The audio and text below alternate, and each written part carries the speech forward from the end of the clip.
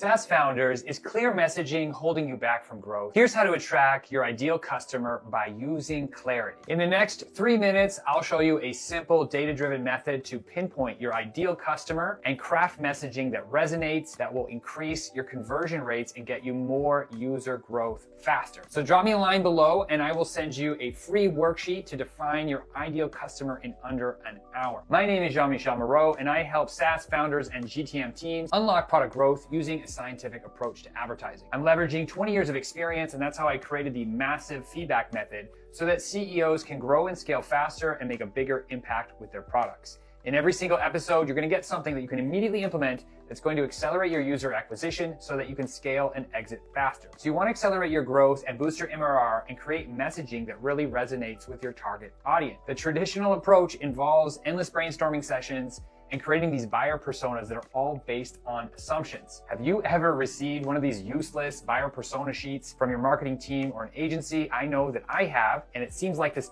work that you need to do, it's always work that's on the list and you tick it off and it's useless. So instead of relying on guesswork or trying to hand this off, we're going to use a data-driven approach to define your ideal customer, and that's going to help you craft messaging that speaks directly to their needs. So creating generic personas and testing messaging blindly is really time-consuming and it's often pretty ineffective. No one can know your ideal customer better than you can, so you can't outsource this. But spending just 30 to 60 minutes thinking through your existing customers, you can quickly identify the patterns and focus on the most profitable segments. So I'll break it down into 3 actionable steps. Step number 1, just review the past customers from this year. Look at their characteristics, pain points, and success stories. Step 2, you need to assess the lifetime value of each customer, as well as the amount of effort that's required to serve them, and the ease at which you can provide them value. And then step 3, you just select simply one person, one actual individual person whose name you know, and that's going to be who represents your ideal customer. You'll be crafting messaging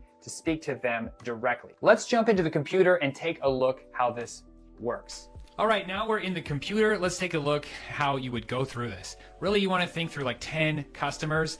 I have an example, a real life example here, and we've hidden the company names. But what you want to do is really think through your favorite customers. Think through 10, write down the company, the actual person. That's the key. You have to remember who they are. If you don't know your customers enough to think of 10 of them by name, even if you're doing like B2C, you still need to know and be in contact with at least 10 to 20 customers just so you have a pulse and a feel on their real needs. That's one of the most effective things. So you want to know who they are by name, their use case, like what are they doing, what's their role in the company, and like how needy are they? Are they able to just use your app and get amazing value because it's designed for them, or do they need lots of support? You want to know what's that customer's business model, basically the main problem that brought them to you, and what part of your solution solves that problem. And then of course they're going to have some unmet needs. No app solves all the customers' problems, so you need to know that, like as business is problem solution, like an endless chain. We want to know after they solve that problem, what's the next unmet need? Very important is to think about what have they tried and failed before they used your app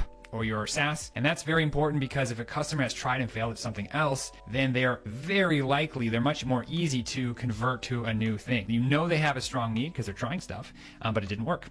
And then you want to really think about what's the benefit to them. And after you have 10, 20 different customers here, you should group them and sort of say like, what kind of customer is this? And that gives you an idea of the persona. But in the end, you want to focus on exactly one individual human being whose name you know, and that's who you're going to write to from there on out. So this is part of the work and the template that I like to guide companies through. Want a step-by-step guide to implement this process in just 1 hour? Drop me a line below and I'll DM you a free worksheet. No email required. So this template's going to guide you through step-by-step and help you analyze your customer data effectively and efficiently and create a detailed profile of your customer. It includes all the prompts to make sure you're considering all the crucial aspects and allowing you to define your ideal customer and refine your messaging in record time, and that's going to help you make marketing that works and brings in new customers.